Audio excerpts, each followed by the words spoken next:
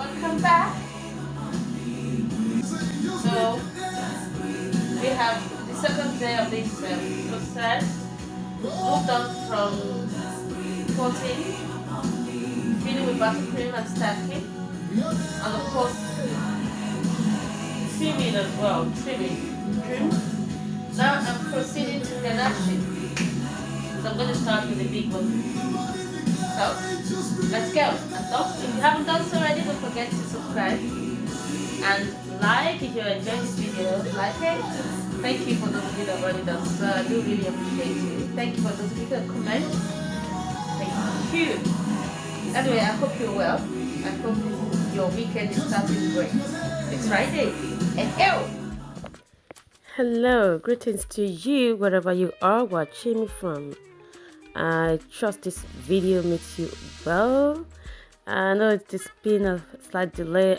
First of all, I do apologize for the delay in uploading the next stages and part of this recording of the Quinceañera Cake.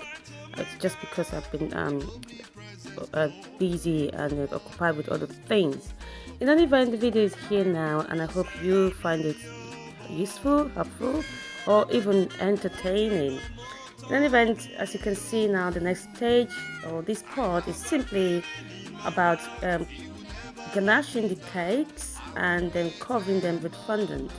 As you saw just a few seconds ago, I started with the biggest tier, which is a 12 inches tier, which is 12 inches in diameter and 5 inches in height.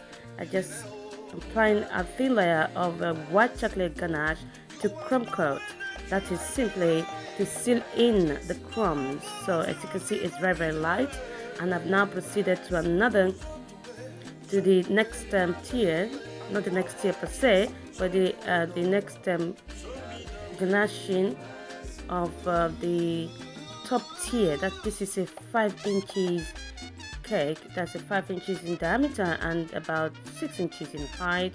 So I proceeded again to ganaching this one, applying a very thin layer of white chocolate ganache to crumb coat. Here now I've now proceeded to the second tier from the bottom. This is the 10 inches in diameter round tier, and of course it is about 6 inches or 6.5 inches in height. And again, just applying a thin layer of milk chocolate ganache this time around, because this consists of delicious layers of chocolate and vanilla. You can use white chocolate as well, but I decided to use a milk chocolate for variety, since there are 40 in total. So I decided to use a milk chocolate ganache for this one. Again, applying a thin layer of milk chocolate ganache. I've now proceeded on to the fourth tier, not fourth tier in order, but at least the fourth cake, which is 7 inches in diameter round, and of course it's about 6 inches in height. Again, using milk chocolate ganache, applying a thin layer of it to seal in the crumbs, that's crumb coating. And then, as you can see, I'm using my very important tools for this purpose, my offset spatula and my straight metal scraper, to I try as much as possible and ensure a smooth finish. Now the next stage, now I'm now going over all the cakes again, applying a second layer of chocolate ganache. This again, come back to the biggest tier, which is a 12 inches one, to apply a second coat of white chocolate ganache.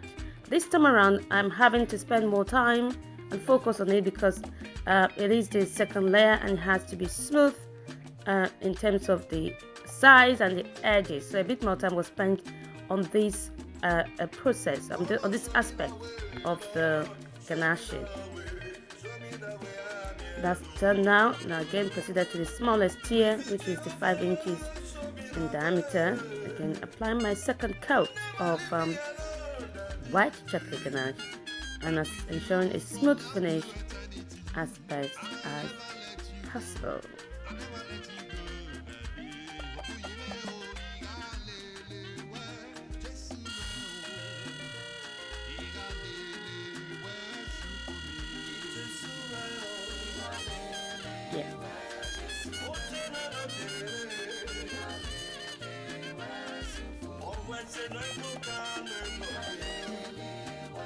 again, that's done. Moved on now to the second tier in order. This one is the 10 inches. Again, applying my second coat of milk chocolate ganache, ensuring that the board at the bottom or the base is covered with ganache as well.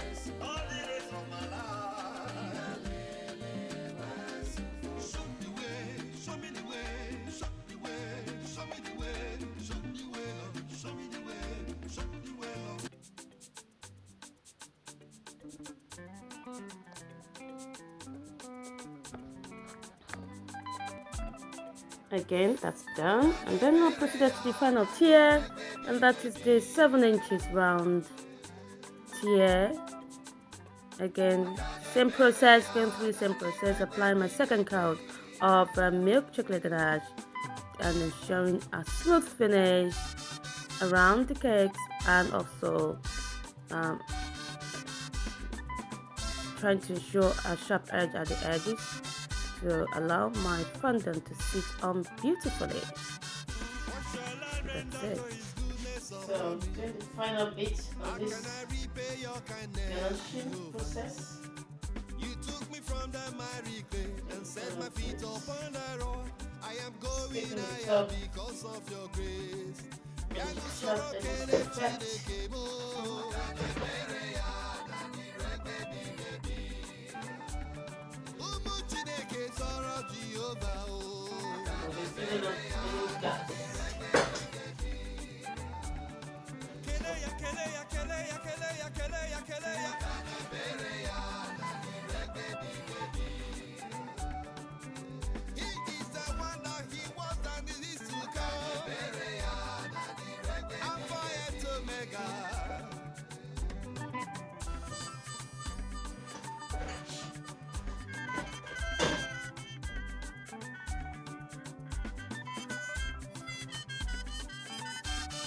Very large cake. I've never actually worked on a cake as large as this before in round.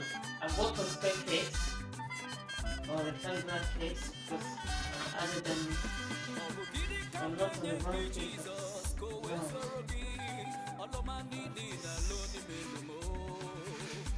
This one is partially finished.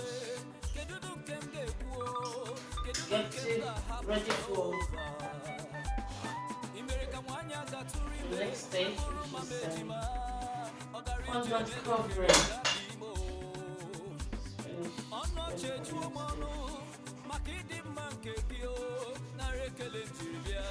Okay, that's done. Over to the next.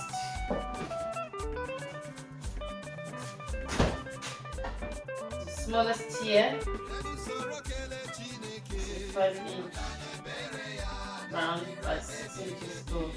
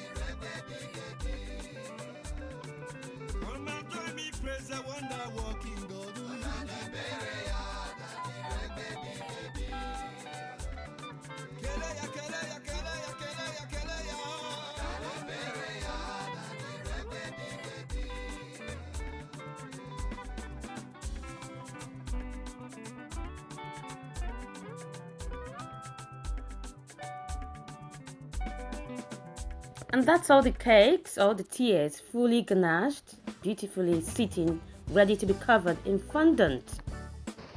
So now, I am now about to begin the fondant covering process. And of course, I've got my fondant. I'm using, for this purpose, Renshaw Extra paste, and also, so I think I use some couture as well. And my favorite tools, as you can see, are all ready to hand. my large rolling pin, my cake smoothers, my pins to get rid of air bubbles, my, of course, icing sugar, which I'm using to ensure that there is no stickiness on my surface and of course on my hands. And I've got my thread, that is vegetable shortening, to hand as well, to use when needed. And of course I've got my tape measure. I usually use this to measure my cake to give me a rough idea of how much fondant I have to measure. So now I've rolled out. I'm dealing with the first tier from the top, which is the smallest tier, the 5 inches to start with. As you can see, so earlier I measured the entire circumference of the cake to give me a rough idea as to how much fondant I need to roll out. And you saw that I rolled out my fondant in a circular format. I am using the drape over method for the covering of this cake for this purpose. I have a couple of videos down on this channel. You can scroll down of how I cover my fondant cake. Sometimes I use the drape over method, which I'm using now, and sometimes I use the paneling method. It depends on how I feel, really. So this for this purpose, all the tiers were covered using the drape over method. So as you can see now, I've covered my smallest tier, pulled it down to try as much as possible get a smooth finish around the sides.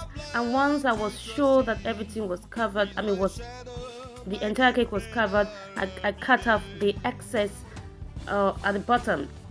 Now what I am doing now, I'm just spending more time on the cake to ensure a smooth finish, using all my tools required for this purpose, my cake smoothers, my pins to get rid of any bubble I can see. It is important that you are conscious of the air bubbles, because no matter how smooth finish your cake is after you've worked on it, if air bubbles are present, they will damage it later on as the time goes on, because they will increase. So as best as you can at this stage, get rid of as much air bubbles as possible. So what I tend to do is I look around. If I see any, no matter how tiny it is, pop up, I use my pin, pop it out and smooth it out. This will ensure that the air in the cake is freed up, and it doesn't, because if it's there, it will increase and then damage your smooth finish. So here now, I've used my flexi smoothers, all my smoothers, to smooth out this cake. Now I am satisfied with the way it looks, so I am now cutting off the excess, the remaining excess at the bottom of the cake. I initially used my pizza cutter to cut off the big part, then closer to it I'm using paring knife to cut it up. Can you see the sharp edges? It is done. I have now moved on to the next tier from the top, which is the 7 inches. Again, the same process. Rolled out, needed my fondant to ensure it is pliable. Applied my icing sugar for the purpose of it not sticking. Rolled it out in the circular format, and then continue with the first process. So you saw that I spent more time on the first tier for the purpose of this video. So this next covering are going to be quicker and faster. Just going through the same process. The only difference in this aspect is that the cakes are now getting bigger, the tiers. So I'm going up. I started with the smallest tier. This is now this next tier, which is the 7 inches. As you can see, this is done now. I've now moved on to the last stage, which is cutting off the remainder small excess at the base. So that's it. It is important. So that now one is done again. Now moved on to the next size in the tier. With this one is the 10 inches tier. Again, through the same process, only this time around the cake is even more bigger. So now I think I forgot to mention earlier, before I draped over my fondant on my cake, my ganache cake, I applied water. The first 2 tiers, I used my brush to apply water around my ganache cake. This is to serve as an adhesive for my fondant to stick on. But with this second tier, this next tier, because the cake is larger, it will be easier for me to apply the water with a clean paper kitchen towel. So a clean paper kitchen towel. So I dipped it inside clean water and rubbed it around my cake. You can use a steamer as well, but I just thought, no, I'm not going to be plugging and applying water and steaming around. So I just used my clean kitchen towel paper kitchen towel to apply water onto my cake. You can use a brush if you have a big brush, but you have to be very careful that the water is not too much, because we don't want too much water. Fondant doesn't like water, it eats into it. Anyways, you just need as much as possible, as small as possible, enough to serve as adhesive for your cake to sit on. And you can see that was again a smooth finish outcome for that tier. I've now proceeded to the largest tier. This is the 12 inches. Wow. And I tell you, this is the first time ever I am covering a large 12 inches round cake, and I'm using the drape over method. So now you can see that's it. During this entire process, I had my music blaring in the background. Sometimes I just stop and dance. It helps with the whole process. It gives me the vibes to work, because it's a very long process. It can be exhausting, but of course if you're into it, you have a passion for it, and you have some very nice sound in the background, it helps you through it. So that's it. Okay, and I'm just applying some finishing touches to my final tier, biggest final tier. As you can see, I'm ensuring the smooth finish all around. Now cutting off the remainder excess around the base. And now what I'm doing now, I am covering the cake drum. You can see this, my biggest tier is sitting on a proper, all of them are sitting on the cake drums of their sizes because of the setup of the cake, but this particular one is sitting on a larger cake drum. This is because that's the cake drum all the entire cake will be eventually standing on. So I am now covering that cake drum with a cake with fondant. So if you want to save fondant and save time, if you don't want to cover your entire cake drum with fondant before placing your cake, you can use this method. You can use, I think my son just passed and crossed over my camera there. Anyway, so as you saw earlier, I had to do was to roll out a large piece of fondant in a circular format. This is and I had to make sure that it has to be at least the size of my cake drum. My cake drum is 16 inches in diameter, so the large piece of fondant had to be at least 16 inches or slightly larger. And then all I did was now cut out the size of my cake from the center. That is, my cake is 12 inches, so I gauged and cut out 12 inches in diameter from the center of the large piece of fondant. I gauged and got it right. In any event, and then that large circular strip remaining, I cut one edge from it. This is to allow me to pick up the strip and place it on or drape it on my drum. Before I did that, I applied water on my cake drum to serve as adhesive, and then I picked up the strip and draped it over my cake drum around the base of my cake, and then using my spatulas and cake smoothers, I smoothed it out, ensuring that I'm not poking into the cake, and that's it. So that's the finished product. I cut off the excess, by the way, at the end of it all, and that's the finished cake, all covered in fondant. I hope you liked the video. Please do watch fully. Don't forget to subscribe if you haven't done so, like, share, and I'll see you in the next part. Bye for now. Take care.